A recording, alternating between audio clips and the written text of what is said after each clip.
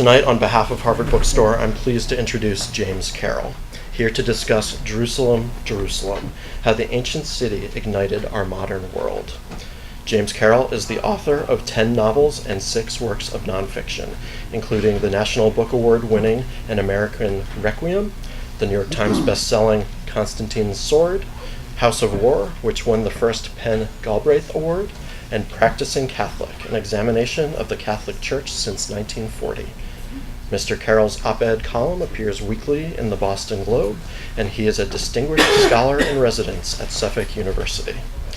The New York Times praises, Carroll's novels read like histories because their goal never seems mere entertainment, while his histories read like novels because he himself is always present in them as protagonist, telling and retelling his own story as he goes.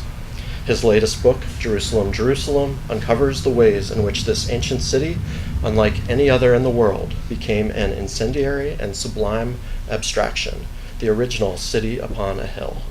Novelist Claire Massoud calls Jerusalem, Jerusalem required reading, and, quote, a lucid, calm, deeply compelling history of the literal and symbolic significance of that city, and NPR's Tom Ashbrook calls it a masterwork. We're very pleased to bring him back to Harvard Bookstore tonight. Please join me in welcoming James Carrol.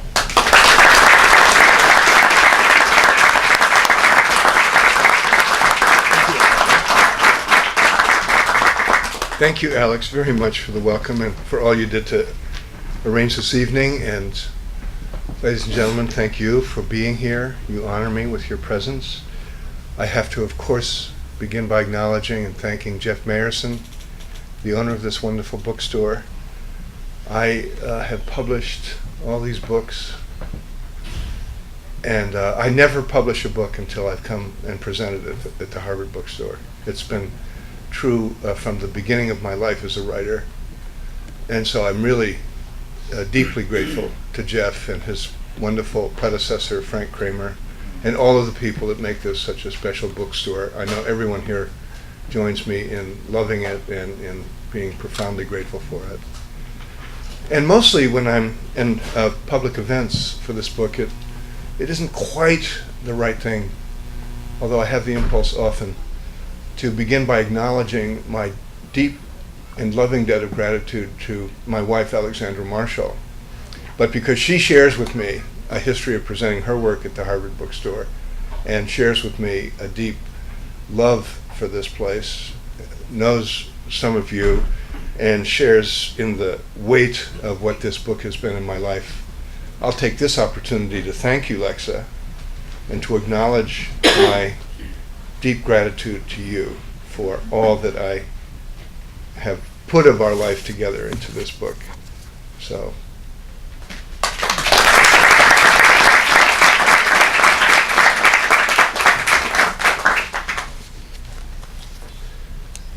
This book is about the lethal feedback loop between the actual city of Jerusalem and the apocalyptic fantasy that it inspires. It is a book, therefore, about two Jerusalems, the earthly and the heavenly, the mundane and the imagined. That doubleness shows up in the tension between Christian Jerusalem and Jewish Jerusalem, between European Jerusalem and Islamic Jerusalem, between Israeli Jerusalem and Palestinian Jerusalem, and between the city on a hill and the Messiah nation that, beginning with John Winthrop, understands itself in its terms. But all recognizably contemporary conflicts have their buried foundations in the deep past, and this book will excavate them. Always, the story will curve back to the real place, the story of how humans living on the ridge, about a third of the way between the Dead Sea and the Mediterranean, have constantly been undermined by the overheated dreams of pilgrims who, age in and age out, arrive at the legendary gates with love in their hearts, the end of the world in their minds, and weapons in their hands. And one of those pilgrims once was me. And I'll tell you that story, and I'll just speak for a few minutes and hope that we can have a conversation, because the truth is this book raises questions and deals with questions about which almost everyone in this room has knowledge, conviction, and passion. So I look forward to the conversation. But before doing that, let me just say how I came to Jerusalem and how I participated, without knowing it, in a deep, ancient tradition of what I call in this book Jerusalem fever. I was infected with it myself, this tendency to think of Jerusalem as a screen onto which to project fantasies of another world, or a better world, or the world ahead, or the end of the world. And Jerusalem fever is the disease, the main victims of which are the people who live in the actual city, who are always at the mercy of the fantasies other people bear of it. And this is, in a very powerful way, a Christian story. It's also a Jewish and Muslim story. It's a Western story. It's a story an inch below the surface of the lives that we lead, even as Americans. And I'll try to give a hint of that now. So this wonderful 18th century painting that is on the cover, of course, shows the Dome of the Rock. And you all know that the Dome of the Rock on the noble sanctuary, or as Jews refer to it, the Temple Mount, is regarded as standing over the rock, which is remembered as having been, in the beginning, the rock onto which Abraham was to bind Isaac for the sacrifice of his beloved son, until the last moment when God rescued Isaac by staying Abraham's hand. It's remembered as the rock then over which the Holy of Holies of the Temple of Solomon was built. It's even remembered, although there's absolutely no reason for it to be remembered this way, we're in the land of myth here now, as the rock on which the cross, the crucifix, was erected. Of course, we know that Golgotha is not in this place. In the Talmud, that rock is remembered as the birthplace of Adam. Muslims remember that rock as the place from which Muhammad was ascended into heaven in the company of the angel Gabriel. And there are reasons to believe, according to archaeologists, that before any of this, so before Abraham, who dates to, if he dates at all, 4,000 years ago. I mean, David is remembered as having founded the city of Jerusalem 3,000 years ago. Jebusites lived there before that. Palestinians and Arabs remember the Jebusite origins of Jerusalem. But even before history, so, not far away from this, it's not unrelated, not far away from this place, human beings invented writing, which is the beginning of history. So even before history, this place, in all likelihood, was a holy place to which sacrifices were brought. The story begins with sacrifice, which is not simply, as we moderns think of it, a kind of primitive impulse to bring living things, animals, even humans, to the deity. It's not a simply grotesque activity that needs to be, at best, related to symbolically, as in the Catholic sacrifice of the Mass. No, it's actually, there's something deeply human about the impulse to sacrifice, and it lives on in us, whether we acknowledge it or not. What did I know about sacrifice, and what brought me to Jerusalem? Well, jump back with me for a quick minute. It's the spring of 1960. I'm a senior in high school, in Wiesbaden High School in Germany, a high school run by the United States Air Force, where my father is stationed. Wiesbaden, and we high school kids were intensely aware of this, is less than 100 miles from what was then the Iron Curtain. Wiesbaden Air Base was, as they referred to themselves, the point of the spear. The jet fighters and tactical bombers that were based at Wiesbaden Air Base were going to be the first respondents to the expected invasion of the Soviet armies coming across the Iron Curtain. Everyone understood that the conventional superiority of the Soviets was so superior, was so overwhelming, that there was no question that Europeans, NATO, anyone would be able to stop those many brigades of tanks, those many battalions of soldiers. The Soviet army was invincible. The only chance that Europe had to withstand it was the threat of a nuclear strike coming from the United States of America. Why should the Europeans believe that America would embark on the end of the world, World War III nuclear holocaust to save France and Germany? We used to talk about this at the cafeteria over French fries and our surreptitious cigarettes.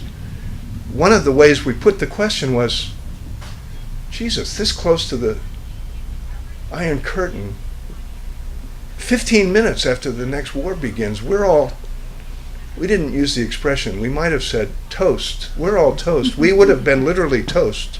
We understood that we were the first, we were going to be dead before they knew in Washington that the attack had come. And we used to ask the question, I understand our dad's here, but what's mom and what are my brothers and what are we doing here? This is like right next to the battleground. This is it. And I remember very distinctly the afternoon when some kid said, we're the sacrificial lambs. And we took it apart. We're the people, we're on the altar. We get killed. The promise that America has made to Europe, to Germany, well, yes, Japan, the nuclear umbrella, the promise they've made is we will strike as if they've attacked us. Well, when they attack the Germans, the first people to die are us. We're the Americans who guarantee the American nuclear retaliation, which made us feel sort of important. I can remember a kind of rush of patriotic feeling. I felt a little bit like we should be getting some recognition here. And that spring, the reason it was an issue was because that was the spring when the Soviets shot down Gary Power's U-2 plane.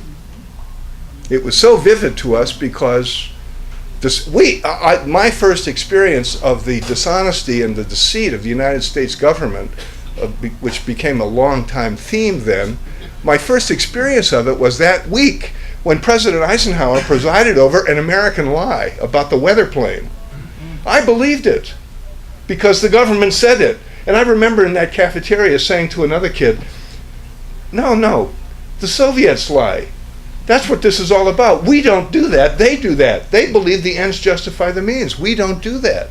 And the kid said to me, the U-2 took off from Turkey and it was flying to Wiesbaden Air Base. It was supposed to land at our air base and I know that because my father is a mechanic on it. And he was talking about this at the table. That's no weather plane. My father, Master Sergeant so-and-so, who's a chief mechanic on the U-2, is telling his kid it's no weather plane. His kid is telling me, and I'm saying it's got to be a weather plane. Otherwise, everything I believe about the United States goes up in smoke, which it did. But the point I'm making is that's the beginning of sacrifice. It may seem a long way from Jerusalem, but it isn't. Because what it defined for me was the core truth of American nuclear, the cult of American nuclear deterrence, which was a cult of sacrifice. It was profoundly violent and profoundly religious. We, as a nation, built our life and our world and our politics and our economy around the readiness to destroy the world in order to save it. Better dead than red was not a crackpot slogan. It was the nutshell of American foreign policy. And that is an apocalyptic idea that began in Jerusalem, which I didn't know at the time.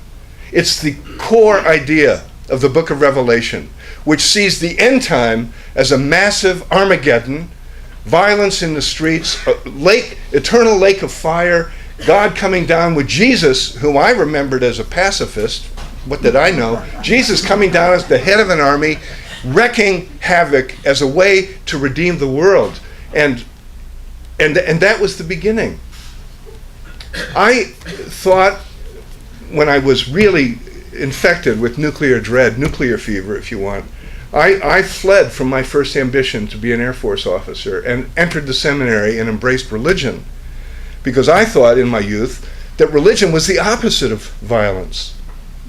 And you all know the history. I was, of course, stripped of that naive conviction bit by bit and fairly quickly over the next decade of the 60s. First reckoning with the Christian failure during the Holocaust, when I understood not only that there was this bystander phenomenon of Christianity, but that some of Christianity's core ideas prepared the ground for Hitler, not just anti-Judaism, which morphed into anti-Semitism, but this millennial notion that the death of the Jews is Act 1 in the return of the Messiah, the end time, and the achievement of salvation for everybody. Why did the Jews have to be converted? Because the conversion of the Jews in Jerusalem is step 1 of the return of the Messiah. And the elimination of Jews and Judaism through conversion morphed over the centuries into the elimination of Jews, however. It's a religious idea.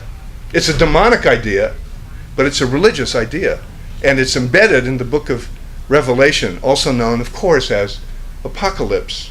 Apocalyptic thinking is a pillar of the American military imagination. And that's a preoccupation of mine. And it was really an adventure in understanding and the liberation that comes from understanding to actually look at where this began. Sacrifice. And I made a magnificent discovery.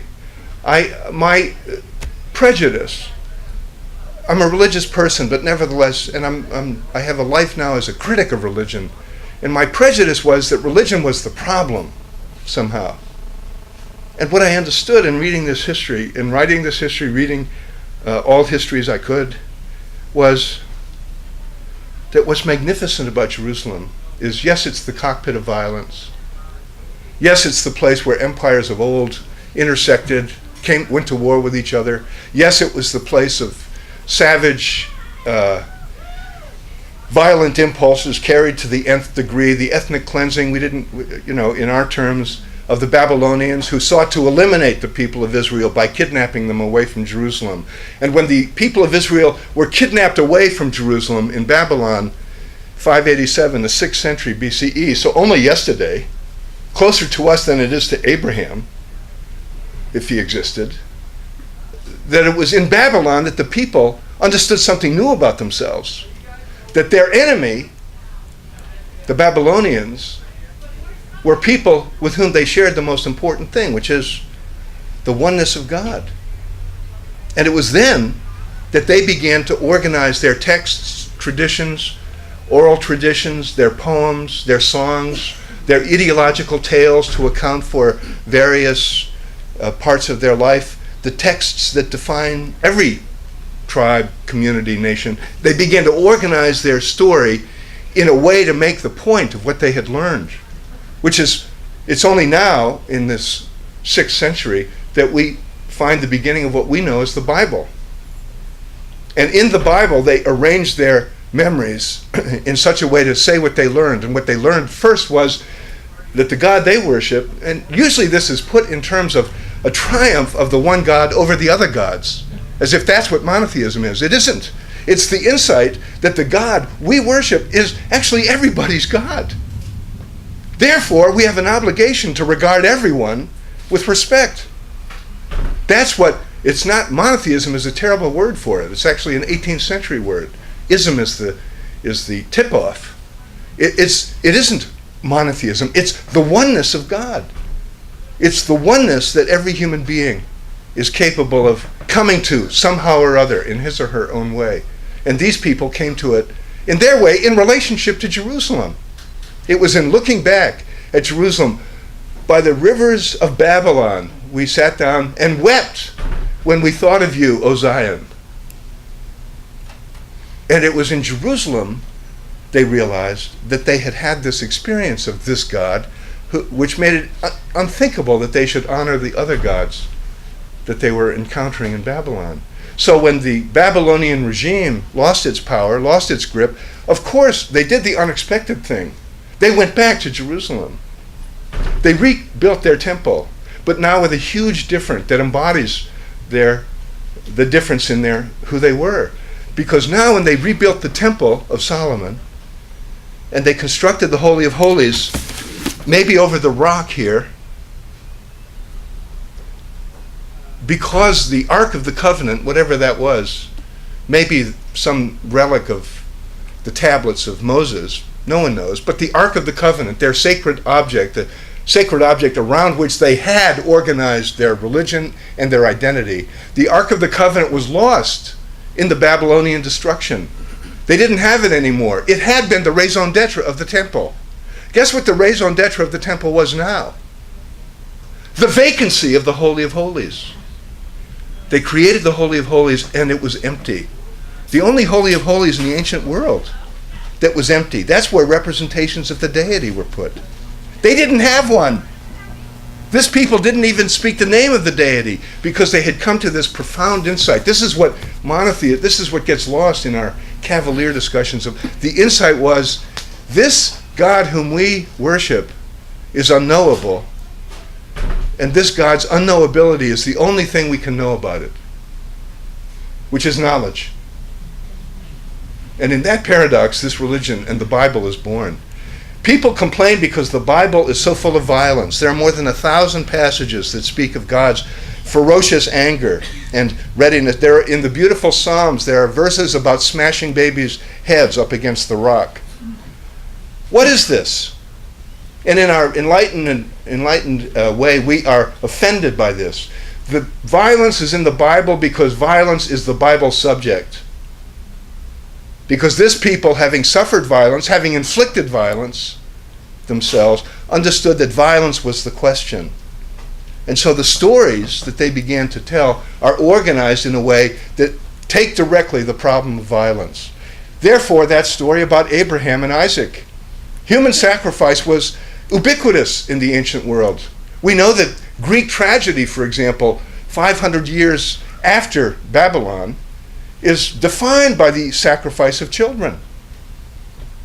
The sacrifice of children was common throughout the ancient world into the 3rd, 2nd, and 1st centuries. And we know in the Western Hemisphere, the sacrifice of human beings and young people in particular continued into the 16th century at least. And we know, if we think about it, if we read Wilfred Owen, think about what actually happens in our wars, the sacrifice of sons and daughters is still part of our cultural assumption. The Isaac-Abraham story is this people saying no to that. The God we worship forbids it, actually. The other thing about this God they've suddenly discovered is this God, unlike the others, does not make alliances with those in power. This God identifies with the victims of power. Therefore, with Isaac. Therefore, with all the scapegoats. And this impulse comes to a kind of fulfillment for us Christians in understanding the story of Jesus in its terms.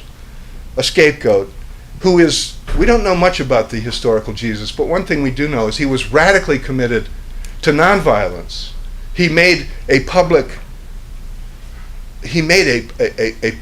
campaign of it. And of course that campaign took him to Jerusalem. The only place that his story could have taken him was Jerusalem.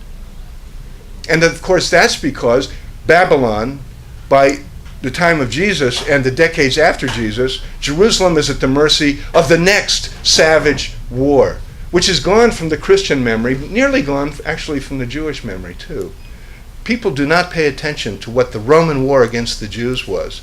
Between 70 and 135, the numbers are inevitably imprecise, but between Josephus and Tacitus, the indications are that the Romans killed in 70, in the 2 years around the destruction of the temple, somewhere between 700,000 and 1 million Jews. the second phase of the war, around 135, more than 1 million Jews.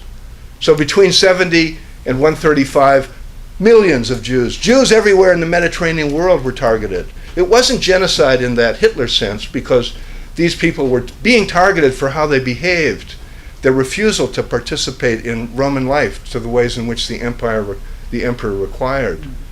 But nevertheless, the violence against the Jewish people in that period was, well, it would only be surpassed in the 20th century.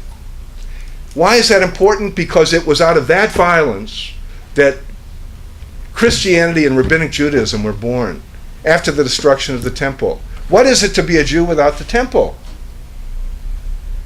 The destruction of the temple gave every Jew, including the Jesus people, an identity crisis. The answer that the Rabbinic Jews offered was, now without the temple priesthood, we more than ever devote ourselves to study of Torah and observance of the law. The synagogue is the center of our religious life, together with the home table of Shabbat. And Shabbat becomes the central religious organizing symbol. Jesus, for the Christians, for the Jesus people, is the new temple. That's simple. We don't need the old temple. In fact, from now on, the denigration of what remains of the old temple is part of how we prove what we say about Jesus.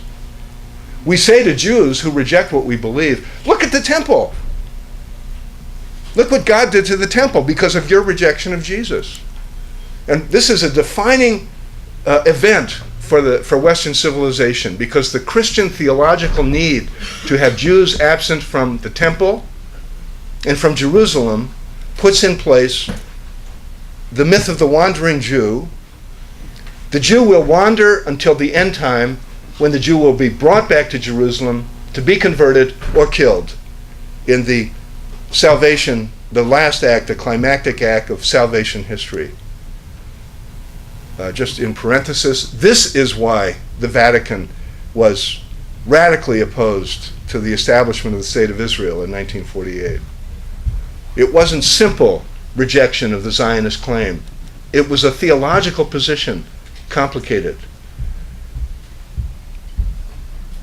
So, because I'm speaking briefly, I'll just say now, etc., etc., etc. Down through the centuries, Constantine, the revalorizing of Jerusalem with the discovery there of the true cross, the loss of Jerusalem to Islamic armies. Why was it that the first place that the Islamic armies went 5 years after the death of the Prophet was to Jerusalem, which they took nonviolently, by the way. And Muslims invited Jews back to the city that Christians had controlled. Christians experienced the city as lost, and they did then what the Jews had done, which is begin to long for it and fantasize about it. Jews were praying next year in Jerusalem. Christians had their own version of the same nostalgia. And it defined European Christendom just as it took form. And the first thing European Christendom did when it accumulated sufficient power was attack Jerusalem to take it back. And you know that almost 300-year period of the Crusades were all about the European desperation to get Jerusalem back, which set in motion an unfinished European fixation on that place. When Christopher Columbus sailed west in 1492, I tell you, he says in his own chronicles, his motive was not material. It wasn't just the gold in the Indies he was after. It was Jerusalem. And 100 and some odd years later, when the dissenters left Great Britain to come to the New World to establish the millennial kingdom that would bring about the return of the Messiah, they were understanding what they did in terms of, as Winthrop put it, the city on a hill. Jerusalem. Bostonians vainly think of the city on a hill speech as having been delivered in Boston Harbor. It wasn't. Does anyone know where it was delivered? Well, it's not certain where on that voyage it was delivered, but do you know where that ship, the Arbella, first dropped anchor in the New World? Salem! They got off the ship, they had their sermon, they established their town. What is Salem? It's another name for Jerusalem. When the dissenters in Salem broke from the larger community, they went away to establish their own new city on the hill, and what did they call it? Salem, New Hampshire. Why is there a Salem, Massachusetts, and a few miles away a Salem, New Hampshire? Salem, Zion, Jerusalem, variants on the name Jerusalem, the most common place name in the United States of America. A fixation that came and went, ebbed and flowed down through the centuries. In the 19th century, it came back with a flourish in America, defining us, frankly. Because the violence, again, it's a story about violence. The violence of the Civil War, savage violence, to be compared with the Roman violence in the Roman War against the Jews. 700,000 American men, almost all men, killed in less than 5 years. A percentage of population today, 7 million. Drew Faust's book, eloquent on this. What was it to lose 7 million people killed by their brothers and cousins? And how do we ever justify this? Union wasn't enough. Union was the reason for that war. And it was only into the war, Antietam, late summer, 1863, 24,000 casualties in less than 12 hours, that Lincoln understood that Union was no longer morally grave enough to justify this war. The freedom of the slaves, the Emancipation Proclamation, promulgated a few months later, was the only thing that could justify the slaughter that was clearly going to be taking place now. And it was in that summer that we got the anthem that enabled us to believe it. As he died to make men holy, let us die to make men free. And is it a coincidence that the one presiding over this, well, yes, it is a coincidence, let's be clear, was Abraham. And is it a coincidence that Abraham, his last words whispered to his wife at Ford's Theater, she reported to the minister the next morning, were they had been talking about what they would do now that the war was over and when he would be free to travel. His last words were, I think I should like to go to Jerusalem. Important not to make more of that than is required, but there it is. And is it a mere coincidence that the day he said that, the day he died, the last day of the war, the day the Confederate flag came down in Mobile, was Good Friday? And that Sunday, Easter Sunday, all over the North, including pulpits around here, the sermons identified Lincoln with the Messiah who was the Lamb of God who sacrificed himself for the sake of the nation, the salvation of the nation, salvation through death, salvation through destruction. And the Civil War defined that. Through the destruction of the Civil War, we became a people. The United States stopped being a plural noun and became a singular noun, only then. Sacrifice, violence, an inch below the surface, Jerusalem. So, Israelis, Palestinians. I guess one of my important points here is, before we condescend to those two peoples who find it impossible for various reasons to bring their conflict to resolution, we should understand that there's an unnamed third party to that conflict. And it's us. It's the West. It's Western civilization. It's Orientalism on one side. It's anti-Semitism on another. Contempt for Jews, contempt for colonized Arabs. Done in the name of God in both cases. So that's actually, in sum and finally, what's at stake, really, in Jerusalem. And it's not unrelated that Jerusalem is also the ground zero of the nuclear threat now, in some part because of Israel's own, not to be spoken of, nuclear arsenal, which are called, by the way, the temple weapons, which of course generates the pressure toward nuclear proliferation, beginning probably with Iran, spreading who knows how and how quickly to other nations in the region, already of course coming to Pakistan. Israel has every right to be terrified of nuclear weapons. The terror should begin with Israel's own nuclear weapons. And the Palestinian demand for justice, the demand simply that the Nakba be understood as their annihilation too. So the interruptions in history that have changed this old city and changed its meaning in a very particular way Auschwitz and Hiroshima, but also in a very powerful way the terrible tradition of white racist imperial colonialism, exacerbated by the discovery of oil just when the engines of Western economics needed it. And happily, a movement that seems, let's be hopeful about it, may be coming into its last act now. So Jerusalem, obviously, it's two cities.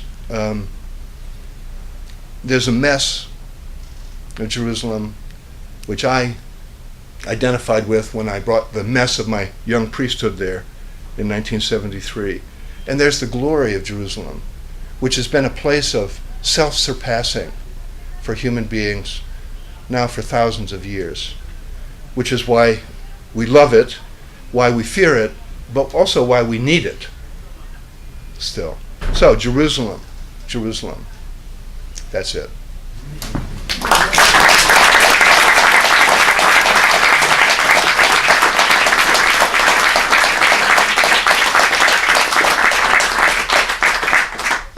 Talk for a few minutes? Yes, sir. One thing you haven't mentioned. I didn't? I mentioned so much. What could I possibly have left out? Yeah. Stirred my the thinking, and that is in terms of given Jerusalem's history, and given the fact that in the last 60 years or so since the founding of the state, there's been at least half a dozen major wars and a number of skirmishes. If you look ahead from that history, both past and recent, the chances of Jerusalem sort of being lost again or changing hands once again seems almost a certainty. Well, violence is part of the human condition, and the will to resist violence is part of what human beings have developed in response to violence. And that pattern, one hopes that since we are the creatures who learn from history, one hopes, and hope is not a conclusion, a logical conclusion, hope is a choice. One hopes that in Jerusalem, the will to mitigate and surpass violence can be realized, which is what's at stake in the not yet finally finished negotiation between the Israeli state and the Palestinian people. One would have to be naive to be glibly optimistic about the future, the immediate future, certainly, of those negotiations, for reasons we could all get into. But my own strong conviction is the human species needs resolution of this conflict. Not to put even more weight on Israelis and Palestinians, but the human species needs resolution of this conflict. And Israelis and Palestinians need resolution of this conflict even more.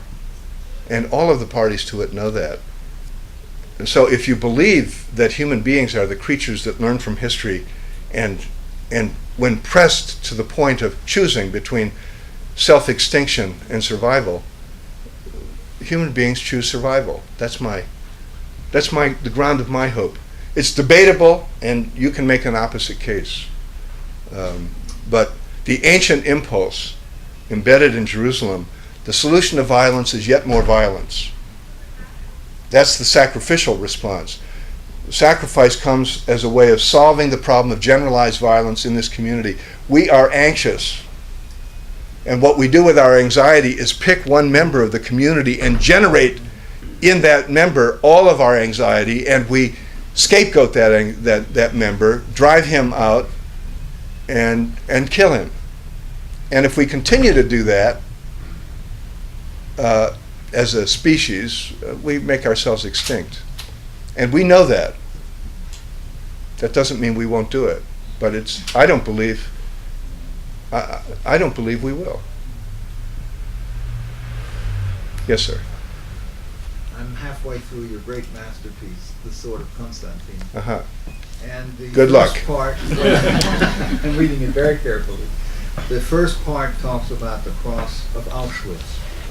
And as I started reading it, the whole problems with Ground Zero and the Islamic mosque developed. And I said, what a perfect analogy your first part of that book is to that problem of supersession and the conflict. I wondered if you'd comment.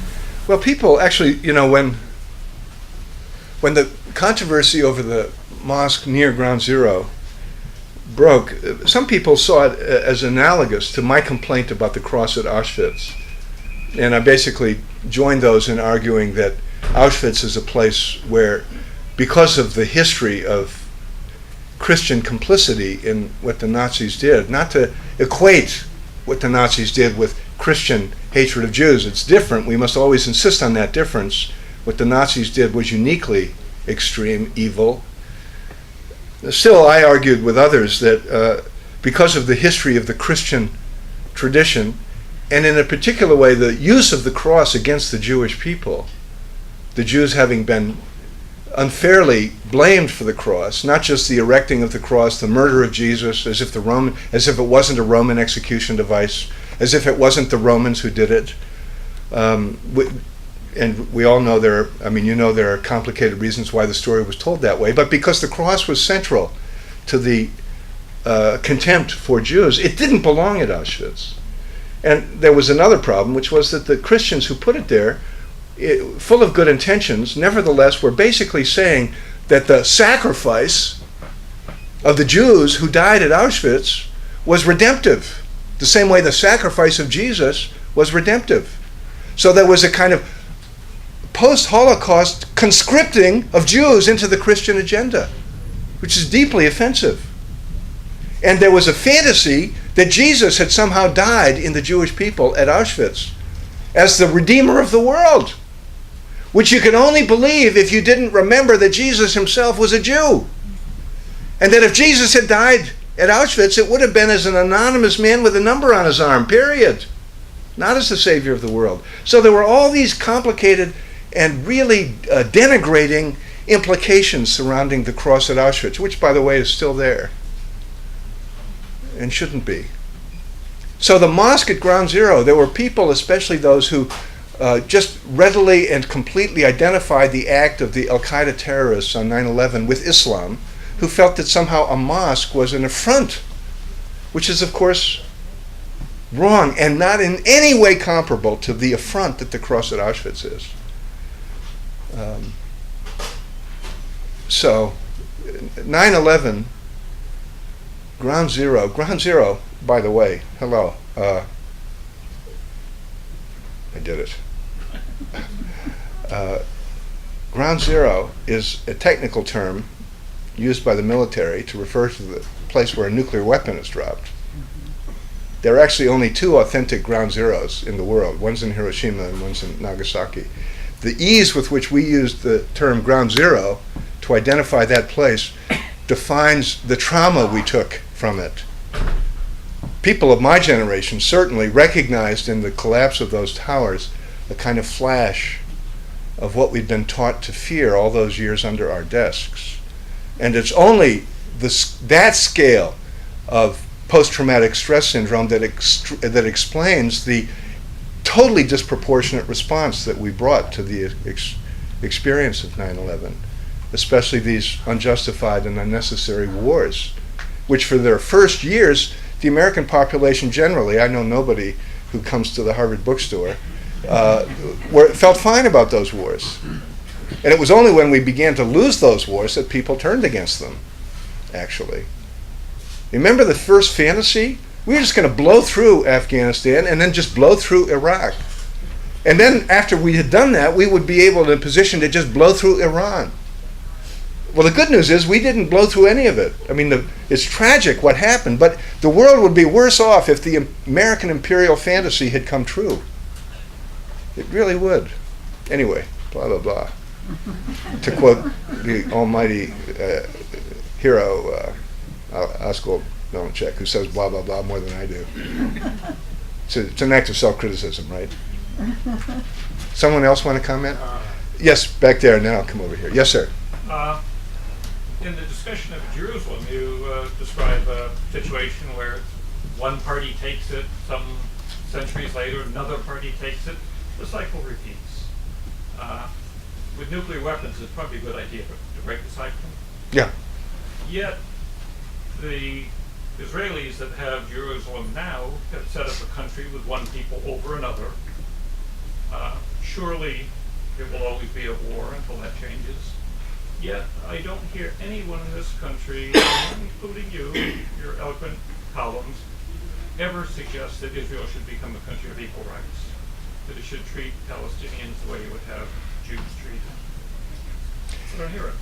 Well, Could you repeat the question? it goes to the question of why don't people talk about how Israel should become a country of equal rights, that Palestinians should be treated equally as citizens, or equally.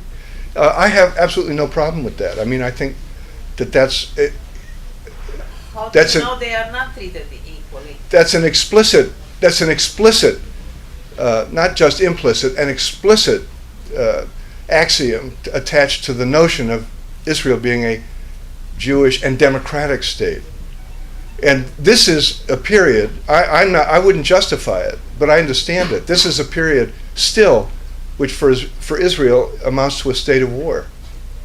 And they are not protecting the minority rights of the citizens of Israel who are Arabs, much less the human rights of the occupied peoples in the West Bank and Gaza, who are not citizens. But I'll tell you, most of the Israelis I know say that sort of thing all the time and are desperate to see that made real in Israel. But we of all the people don't bring it up. We Americans. Well, it's a topic that is so far off the table for talks that no one talks about it. Well, it's certainly true that we have in this country a tradition of paying more attention to the Israeli narrative than to the Palestinian narrative. It's true. There are reasons for that as well, whatever you make of them.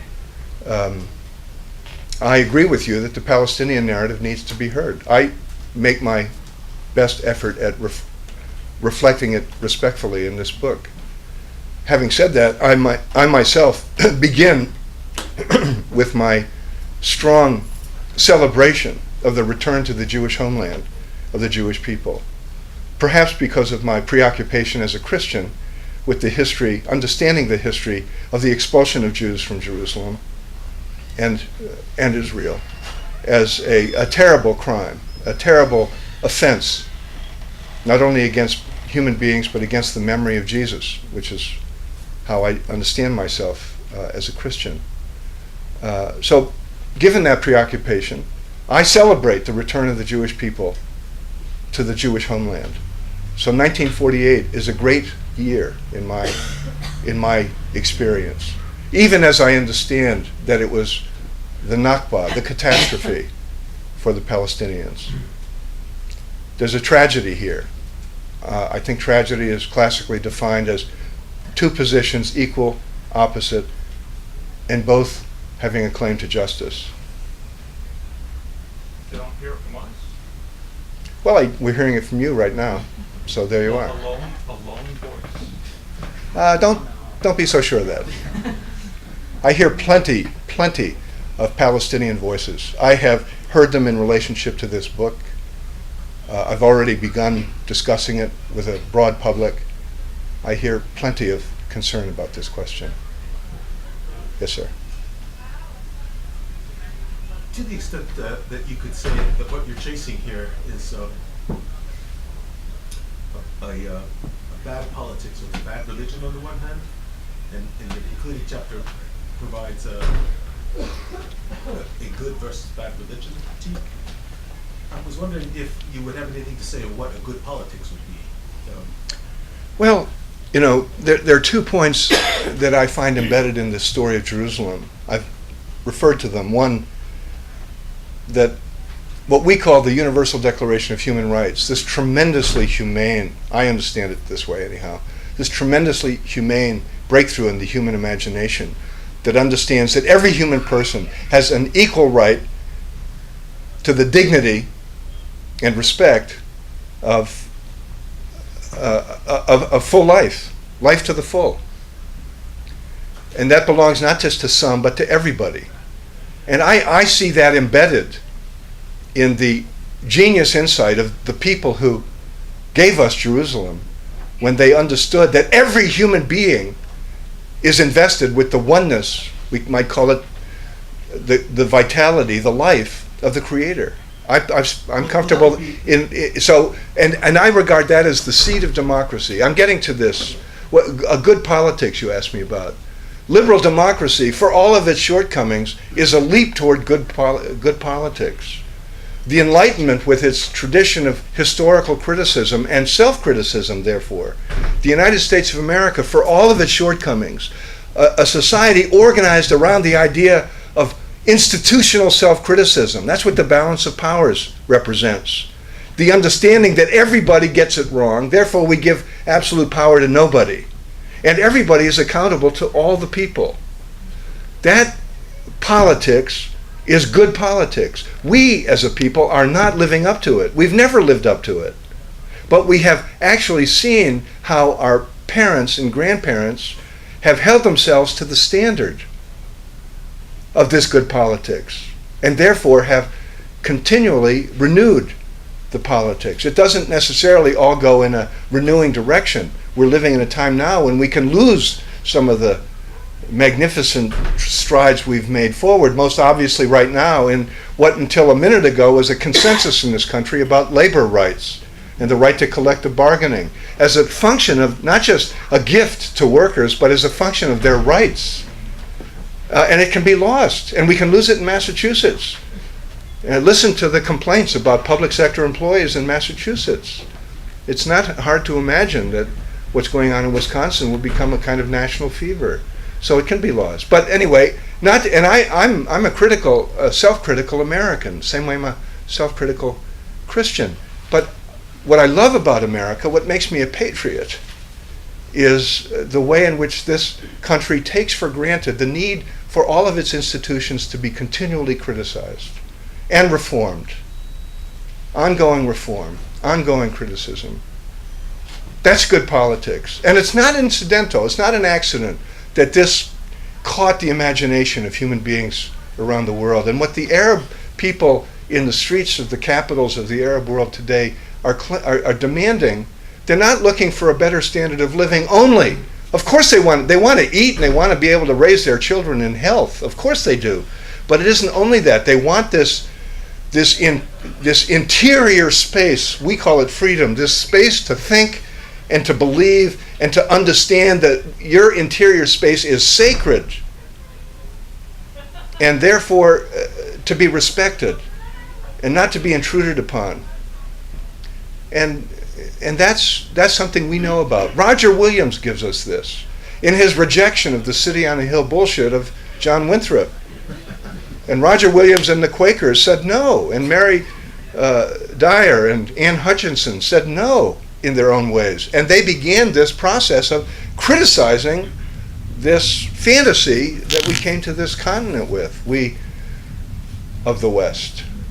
And of course, it's not unrelated that the first point of criticism for Williams was the way in which these people of the city on the hill were treating the native peoples who were here before them. We have time for a couple more. Two more. Yeah.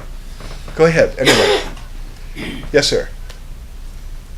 Aren't you, I agree with your ideals, but in the face of history, it's war upon war upon war. It's part of our being. I don't see any hope for it ever changing. Let's talk about what we mean by hope. A friend of mine uses the expression, maybe someone here can tell me where it originates, optimism of the will. I said passingly a little while ago, hope isn't a conclusion you come to after you've assessed the prospects of the situation you're faced with. If that was what hope was, we wouldn't be hopeful about Israel-Palestine. The way in which, settlements continue to grow in occupied territories, the way in which Palestinians are demoralized among themselves and split. You wouldn't have any hope from that if that's what hope was. But hope is a choice. That's what it is, I believe. And, in the biblical tradition, there's that magnificent moment where, as the people understand it, God puts before them life and death. You choose. And that's what it is. That's when life and death is put before you, what are you going to choose? What are you choosing? You already chose life. You chose life this morning when you got out of bed. Oh, yeah. Well, You did. oh, yeah. You did. And you chose life in some weird way when you came here tonight, I'd like to say. And all I'm saying is, we choose life. And that's what hope is. But America, and I think as a democracy, Yeah. a lot of people look up, many countries Yes. look up to us. Yes. And what do we choose? We choose war. We choose war. You're absolutely right. And I'm appalled by that. And we human beings are constantly choosing death. But I'm saying no to that. I mean, even as I, like all human beings, are implicated in it and part of it. And in some ways I only realize later I'm doing myself. Still, optimism of the will. If you want to be a pessimist, all you have to just focus on one issue, and that's nuclear weapons. Just think about nuclear weapons, and you're just not going to get out of bed tomorrow morning. No, you're just not going to. There's no way this planet escapes the curse of American leadership, but of the human will to self-destruct, which is embedded now in nuclear weapons. There's no way this planet escapes from that. Except, I don't think we came all these millions of years to make ourselves extinct. If we become extinct because a meteorite hits us, okay, but if we do it ourselves, I think that we didn't come this far to do that. And that is a naive, romantic, sentimental a basis on which my optimism of the will stands. But there it is. There it is. We have time for one more comment. Yes, sir. I'm not sure it's the right question, but let me ask it anyway. You know, it seems like the critique is certainly the way religious belief informs ideology. But when you look at the religious teachings in and of themselves, are they susceptible to the same kinds of criticism that you're raging against religious practices in history? And then let me just add one other question to that. If you just take the doctrine of the atonement and how it deals with the fact of violence, Right. but the way in which it turns that into an attempt to that, and the way the religious agent relate to that, Right. do you see anything true or meaningful? Well, it's a very important point. It isn't just about religion having sponsored those crusades, or jihad, or the holy wars against the Canaanites. That isn't really the issue when bishops become warriors and lead armies into battle. That isn't really the issue. The issue, you're right, the issue goes much deeper than that. It goes to the ideologies and theologies that undergird behavior. And the atonement theology is a classic example of a basic note of Christian thought that the way it's usually interpreted gets something very wrong. Jesus died to atone for the sin of man. And that atonement theory, in a nutshell, assumes that God is an almighty being who is like a medieval potentate, who stands above all the other subjects in his kingdom, and someone in the kingdom insulted God. And God's offense, because God is infinite, was infinite.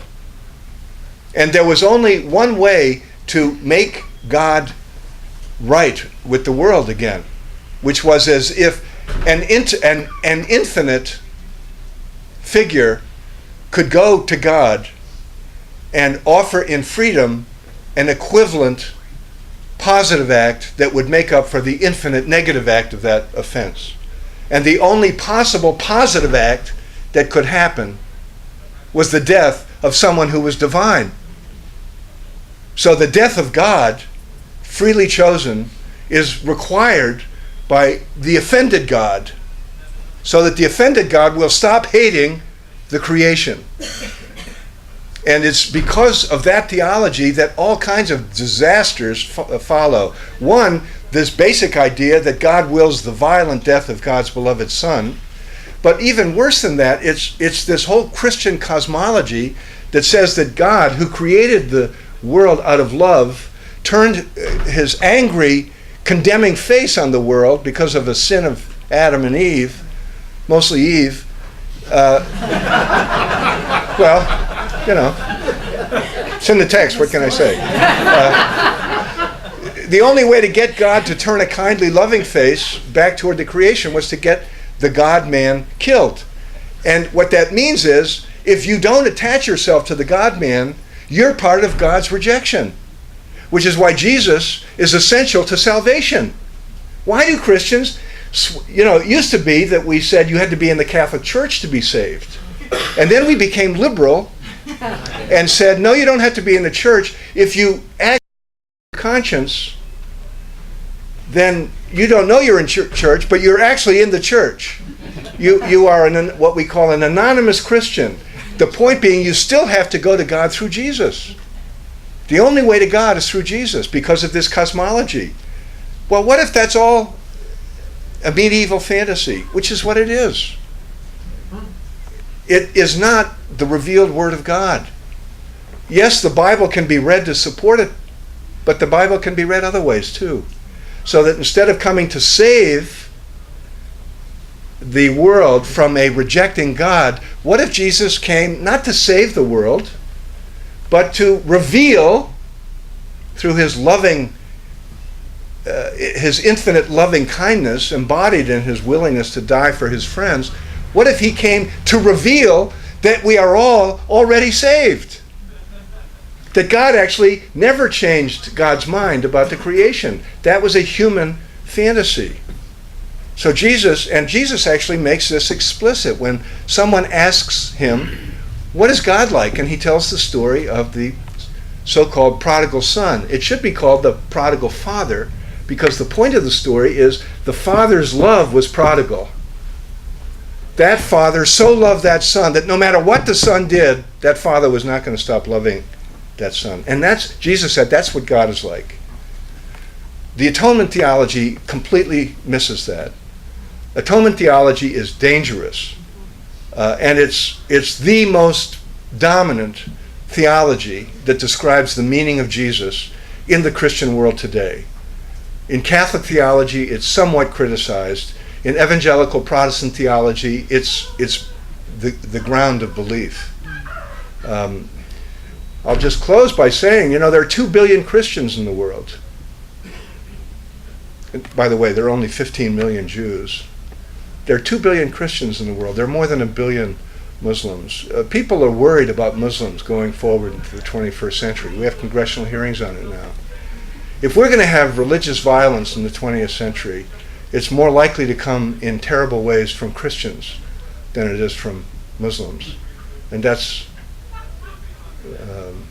something I say as a Christian with a heavy but really quite worried heart.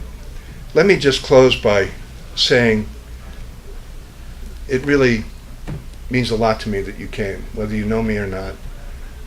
This is where I bring the private work I do in my room with the door closed into the world, this particular store. And you're being here tonight with Jeff's great welcome. Let me do that. So, thank you very much.